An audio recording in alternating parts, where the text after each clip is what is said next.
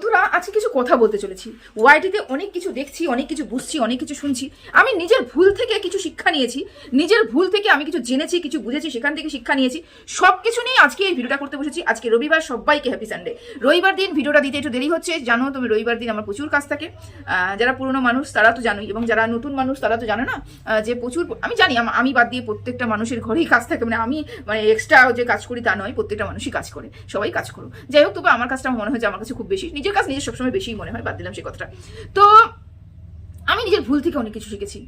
আমি নিজের ভুল থেকে শিখেছি বলেই আজকে এই কথাগুলো তোমাদেরকে বলতে বসলাম। এবার ভুল কি? ভুল হচ্ছে ওয়াইটিতে এসে কারোর দালালি করতে নেই। এবার দালালি বললে তোমরা বলবে, বাবা দালালি, তুমি নিজেকে দালাল বলছো? আমি বলছি তো, ওয়াইটিতে যদি একে অপরকে সাপোর্ট করা যদি দালালি হয়ে থাকে, সাপোর্ট করা মানে ব্লাইন্ড সাপোর্ট করা যদি দালালি হয়ে থাকে, তাহলে এটা কেউ করতে নেই, করতেই নেই। যদি তুমি তোমার চ্যানেলকে ভালোবেসে থাকো, যদি তুমি তোমাকে ভালোবেসে থাকো, যদি তুমি এই মেন্টালিটি নিয়ে আসো যে আমি এখান থেকে ইনকাম করব এবং ঢুকুর ঢুকুর করবো না, আমি স্ট্যান্ড করবো এবং এখান থেকে ভালো একটা ইনকাম করবো, বা আমি আমার নিরপেক্ষতা বা আমার চিন্তাধারা মানুষের সামনে পৌঁছে দেব, তাহলে তোমাকে কি করতে হবে? কারুর দালালি করলে চলবে না। একদম সোজা সাপটা কথা বলতে হবে। ভালো থাকলে ভালো বলতে হবে, খারাপ থাকলে খারাপ বলতে হবে। আমি শিখেছি, আমি ঠেকে ঠেকে শিখেছি, হাড়ে হাড়ে বুঝেছি ওয়াইটিতে এসে। সেই জন্য সেই ভুলটা তোমরা আবার করছো বলে তোমাদেরকে আবারও বলছি যে একই ভুল বারবার করো না। কারোর হয়ে কেউ এখানে দালালি করতে এসো না, কারোর হয়ে কেউ এখানে কথা বলতে, দালালি শব্দটা আমার মুখে মানাচ্ছে না, আমি এই ধরনের বক্তব্যগুলো রাখি না। কারোর হয়ে কেউ এখানে সাফাই গাইতে এসো না। কেউ এখানটায় তোমাকে শুধুমাত্র কন্টেন্ট ছাড়া আর কিছুই করবে না। আজকে যার হয়ে তুমি কথা বলছো, আগামী দিন সেই তোমাকে ওয়াইটিতে বিক্রি করবে। সেই দুর্বল জায়গাটা তোমরা কিন্তু তৈরি করে দিও না। আমি তৈরি করে দিয়েছি। প্রথমে দিয়েছি সুকে, আর তারপরে দিয়েছি সঞ্জয়কে। বলছি, নির্ভীকভাবে বলছি। তারপরে সেদিনই আমি বলে দিয়েছিলাম, না আমি সুয়ের সাথে রয়েছি, না আমি সঞ্জয়ের সাথে রয়েছি। সুয়ের কাছেও আমার প্রচুর চ্যাট রয়েছে, আর সঞ্জয়ের কাছেও আমার প্রচুর চ্যাট রয়েছে। যদি হঠাৎ করে সঞ্জয়ের বিরুদ্ধে আমার কোনোদিন কথা বলতে হয়, বা আমার মনে হয় যে এই কথাগুলো আমার বলা উচিত, তার পরিপ্রেক্ষিতে যদি সঞ্জয় আমার সেই চ্যাটগুলো রিভিল করে, তাহলে আমি অবাক হব না। আমি অবাক হব না। তার কারণ কি? তার কারণ একটাই, যে আমি এখানে ঠেকে শিখেছি। আমি এখানে বুঝতে তখন পেরেছি যখন আমি শেষ হয়েছি, যখন আমি চূর্ণ বিচূর্ণ হয়েছি, তখন আমি বুঝেছি ওয়াইটিতে কিভাবে চলতে হয়। বুঝতে পেরেছো? ওয়াইটিতে নিজের মতামত রাখতে গেলে, নির্ভীকভাবে মতামত রাখতে গেলে, নির্ভীকভাবে তোমার যদি মনে হয় আমি এটা নিয়ে প্রশ্ন তুলছে সবাই, আমি এটা নিয়ে আমার মতামত রাখবো, তাহলে কি করবে? তাহলে তোমার হয়ে তোমাকে যদি নির্ভীকভাবে মতামত রাখতে হয়, তুমি কারোর আন্ডারে যাবে না, কারোর সাথে সখ্যতা রাখবে না, কারোর সাথে চ্যাটিং করবে না, কারোর সাথে কলিং করবে না। তাহলে তুমি তোমার চ্যানেলের প্রতি অন্যায় করবে না। যদি তুমি সত্যি সত্যি তোমার চ্যানেলকে বাঁচাতে চাও, তোমার চ্যানেলের প্রতি তোমার ভালোবাসা থেকে থাকে, তোমার প্রতি তোমার বিশ্বাস থেকে থাকে, তাহলে একটা কাজ করতে হবে, দূরে থাকতে হবে। প্রত্যেকটা কন্ট্রোভার্সি ক্রিয়েটরের কাছ থেকে দূরে থাকতে হবে। তাহলেই তুমি এখানে তোমার মতামতটা, নিরপেক্ষ মতামতটা তুমি রাখতে পারবে। মতামত তুমি এমনিতেই রাখতে পারছো, এবার দেখতে হবে এটা কি নিরপেক্ষ মতামত নাকি কারোর পক্ষে চলে যাচ্ছে এই মতামত, তাই না? সেই জন্য আমি ঠেকে শিখেছি। বললাম না, আজকে যদি সঞ্জয় আমার কিছু রেকর্ডিং, আমার চ্যাট রিভিল করে, আমি অবাক হব না। আমি তো স্বীকার করছি যে আমি ঠেকে শিখেছি, আমি করেছি, কিন্তু আমি করব না। আমার সেটা রুচিতে বাদ দিলাম সেটা।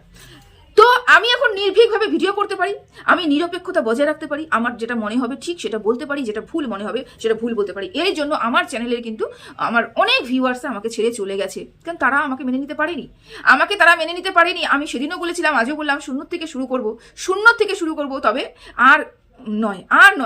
আমাকে একটা জিনিস, একজন আমাকে কমেন্ট করেছে, অদ্ভুত কথা তো, তোমাকে টিনাকে নিয়ে কথা বলতে না কে করেছিল? কেউ না করেনি তো। আমি কবে বলেছিলাম টিনাকে নিয়ে আমাকে নেগেটিভ কথা বলতে কেউ না করেনি? আমি শুরু করলাম কথা বলা, নেগেটিভ নয়, যেটা দেখবো সেটা বলা। কবে শুরু করলাম বলো তো? যেই দিন ওই রেকর্ডিংটা আমি শুনতে পেলাম, সেই রেকর্ডিংয়ে আমি নিজেকে নিজে প্রশ্ন করলাম যে আমি যে মানুষটার হয়ে লড়াই করছিলাম, সেই মানুষটার হয়ে আরো 5টা মানুষ নোংরা কথা বলছিল, আমি কেন সেই 5টা মানুষের কথা একবারও কানে তুলিনি? একবারও সেই 5টা মানুষের কথা আমি কেন ঘেটে দেখিনি? আমি ওখানেই আমার ফল্ট ছিল। সেই জন্য সেখান থেকে শিক্ষা নিয়ে আমি এখানে এসেছিলাম, যে আমি যে টিনাকে নিয়ে পজিটিভ ভিডিও করছি, তাহলে আরো 5টা মানুষ যে বলেছে, আমি ওখানে কেন ঘেটে দেখবো না? আমার কথাটা কিন্তু শুধুমাত্র এখানে ছিল, আমার কথা কি এখানটায় না, যে আমি টিনাকে নিয়ে নোংরা পথে চলে যাব, টিনাকে নোংরা কথা বলবো, টিনাকে নিয়ে বাজে কথা বলবো, বা টিনাকে আবার চরিত্র চচ্চড়ি করবো। আমি এগুলো কিছুই করবো না। যেটা দেখবো সেটা বলবো, যেটা দেখবো না সেটা বলবো না, এটাই হচ্ছে বলতে চেয়েছিলাম। তাই তোমরা বললে কি কি আর একজন করলো দোষ চলে আসলো টিনার উপর সবকিছু। না না, একজন করেছে দোষ বলেই তো সেই আমি আমার ভুলগুলো আমি দেখতে পাচ্ছি, সেই জন্য আজকে এই কথাগুলো বলতে পারছি। শিক্ষা জীবন থেকে নিয়েছি বলে তোমাদেরকে বলতে পারছি। কারোর জন্য লড়াই করো না, কারোর হয়ে এখানে সাফাই কেউ গাইতে এসো না।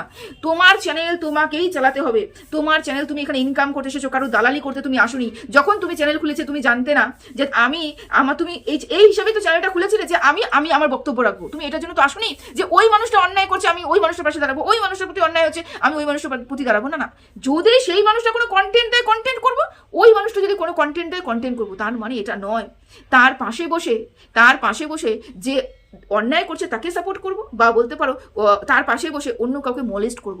এটা হতে পারে না। এবার তোমরা বলবে যে কার পাশে বসে কে কি করছে। শোনো, আমি একটা কথা বলি, ওয়াইটিতে কেউ সাধু পুরুষ নয়, কেউ সাধু পুরুষ নয়। ওয়াইটিতে প্রত্যেকটা মানুষের পেছনে কালাচিঠা রয়েছে, প্রত্যেকটা মানুষ অন্যায় করেছে, অপরাধ করেছে, নোংরা কথা বলেছে। প্রত্যেকটা মানুষ, কেউ বলতে পারবে না আমি বলিনি, আমি বলেছি, আমি শুনেছি।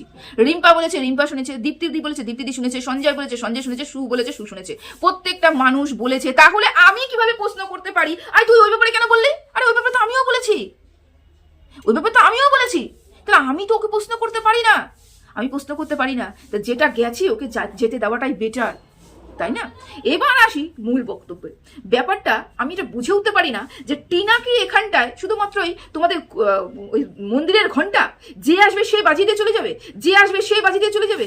যখনই কোনো উদাহরণ দিতে হয়, যখনই কারোর চরিত্র নিয়ে উদাহরণ দিতে হয়, যখনই কারোর মুখের ভাষা নিয়ে উদাহরণ দিতে হয়, যখনই কাউকে বোঝানোর জন্য উদাহরণ দিতে হয়, কারণ টিনাকে মাঝখানে টানতে হচ্ছে কেন? টিনাকে মাঝখানে টানতে হচ্ছে কেন? সু যখন রিম্পাকে বলছে তুই টিনাকে নিয়ে কি বাজে কথা বলেছিলিস, তখন মনে ছিল না? আরে এই কথাটা বলার আগে সু একবার চিন্তা করুক, সু টিনাকে নিয়ে কি বাজে কথা বলেছে, সু টিনাকে নিয়ে কত নোংরা কথা বলেছে সেটা চিন্তা করুক রিম্পাকে বলার আগে, তাই না?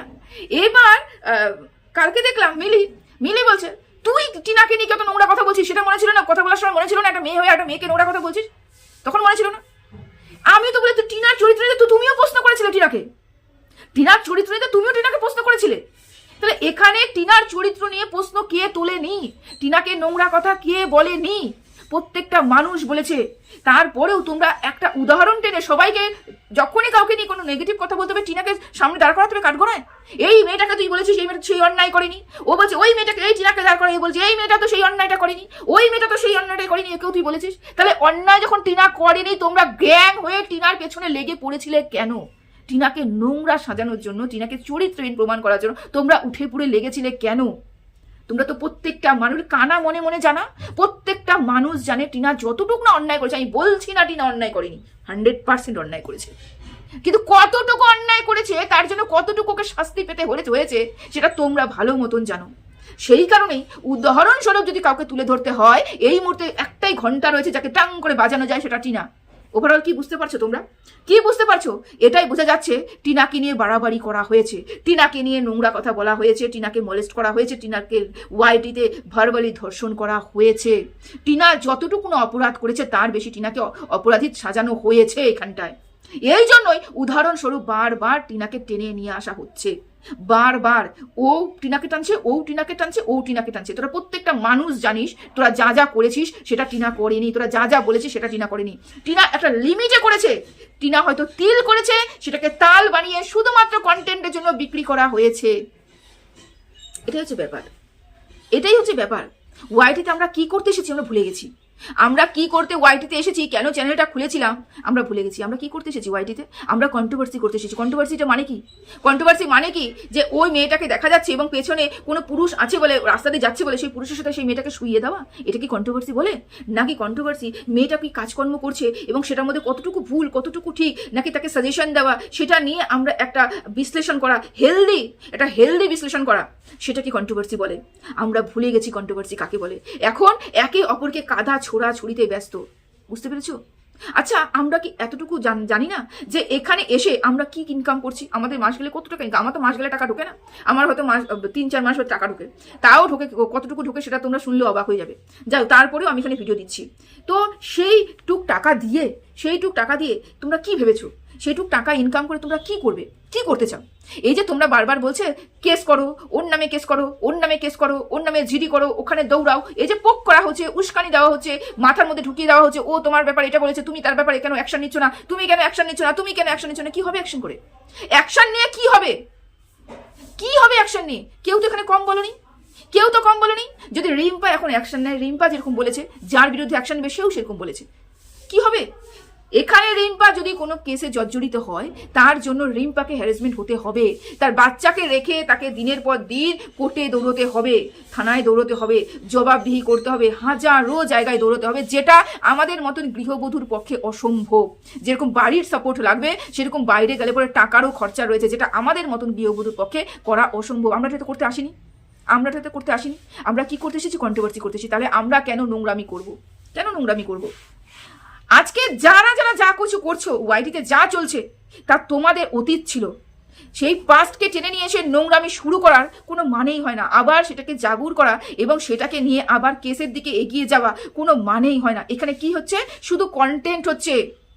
এগুলোকে ঝেড়ে ফেলাটাই বেটার, এগুলোতে দর্শকরা যেরকম মানে কি বলবো, দর্শকরা যেমন ঘুলে মেলে গেছে, মানে দর্শকরা হচ্ছে টান টান ব্যাপার রয়েছে, ওকে তুমি কেস করো, আমি তোমার পাশে রয়েছি, আমি তোমাকে হেল্প করবো, তোমাকে এটা করবো, ও আরেকজন বলছে তুমি কেস করো, তুমি কেন বলছো? আরে কেস করলেই যে সে নির্দোষ এমন তো নয়, এবং কেস করলেই যে সে দোষী এমনও নয়। একজন বলছে তুমি কেস করছো না তার মানে তুমি দোষী, তুমি কি দোষ করেছো? তোমার মনে ভয় রয়েছে, তুমি কেস করছো না? ভয় ম্যাটার করছে না এখানটায়। ম্যাটার করছে কেস করলে আমাকে দৌড়তে হবে, কেস করলে আমার সময় নষ্ট হবে, কেস করলে আমার আর্থিকভাবে আমার প্রচুর আমার টাকা পয়সা অর্থনৈতিক দিক থেকে আমিও পর্যন্ত আমার কি বলবো ডিফল্ট হবে বলতে পারি, বা বলতে পারি ডিক্রিজ হবে আমার টাকা পয়সা, এটা বলতে পারি, বা বলতে পারি যে প্রচুর টাকা পয়সা আমার খরচ হবে, যা না আমি এখান থেকে ইনকাম করবো তার থেকে বেশি খরচ হবে, তারপরে দিনের পর দিন আমার কোর্টে যেতে হবে, বাচ্চাকে রেখে কোর্টে যেতে হবে, এগুলো করতে হবে, দৌড়তে হবে। এত ঝামেলা যাবো কেন? এত ঝামেলা আমি যাবো কেন? সেই কারণে হয়তো কোনো মেয়ে এগোচ্ছে না, ভবিষ্যতে চিন্তা করে বাবা এত কিছুর মধ্যে দিয়ে যেতে হবে, আমাকে এগোচ্ছি না, এই জন্যই হয়তো যেচ্ছে না। তার মানে এটা নয় যে সে সবকিছু সহ্য করছে বলে সে অন্যায় করেছে, সে এই পারিপার্শ্বিক ব্যাপারটা চিন্তা করেছে, পরিবারের ব্যাপারটা চিন্তা করেছে, সেই জন্য এগোচ্ছে না। সেরকমই আরো যে মানুষকে বলছে না যে এই কেস যে করে সেই মহান হয়ে যায়, কে বলেছে যে কেস করে সে কোনোদিন অন্যায় করে না? এরকম অনেক কেস আমরা দেখতে পেয়েছি যারা অন্যায় করার পরেও বুক ফুলিয়ে কেস করতে গেছে। ও আমাকে বলেছে বুক ফুলিয়ে কেস করতে গেছে, কিন্তু তারাও অন্যায় করেছে। কেউ দুধকা ধুলা হুয়া নয় এখানটায়। আমি বলছি কি, যার হয়ে যে এখানে বলছো বোকামি করছো, যার হয়ে যে এখানে বলছো বোকামি করছো, যার মনে আসছে কেস করবো, এটাও একটা বড্ড বোকামি। সবকিছু বলে এগিয়ে যেতে হবে, ঝেড়ে ফেলতে হবে সবকিছুকে, বুঝতে পেরেছো? মানে আমি কি বলবো, আমি ভাষা খুঁজে পাই না তোমাদেরকে কি বলবো। ফোন আসলো। তো যাই হোক, ভিডিওটা এতটুকুই রাখলাম। আজকে রবিবার, কতক্ষণে যে রান্নাবান্না হবে আমি জানি না, ভিডিও করতে বসে পড়লাম হঠাৎ করে। তো চলো টাটা, সবাইকে ভালো রেখো। ফোন আসছে একটা, রাখি।